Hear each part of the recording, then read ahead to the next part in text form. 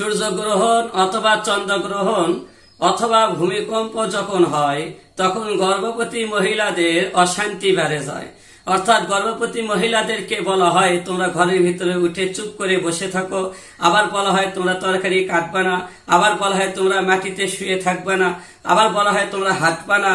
তো এই সমস্ত কথা বলে থাকে। এর পিছনে তাদের একটি কুধারণা আছে, সেটা হলো চন্দ্রগ্রহণ সূর্যগ্রহণের সময় অথবা ভূমিকম্পের সময়ে যদি সে হাঁটা চলাফেরা করে অথবা কোনো কিছু কাটাকাটি করে, তাহলে এই ক্ষেত্রে তার গর্ভের ভিতরে বাচ্চা আছে, বাচ্চাদের ঠোঁট কাটা হবে, নাক কাটা হবে, কান কাটা হবে অথবা চোখ কানা হবে, এরকম বিভিন্ন অযৌক্তিক ধারণা, এই কুধারণা করে থাকে।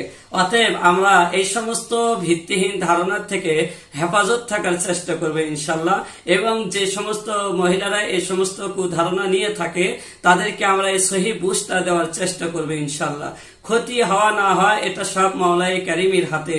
আর সূর্যগ্রহণ চন্দ্রগ্রহণের কারণে সেই সময়ে তরকারি কাটলে যে বাচ্চার ক্ষতি হবে, এই সমস্ত ধারণা করা ঠিক নয়।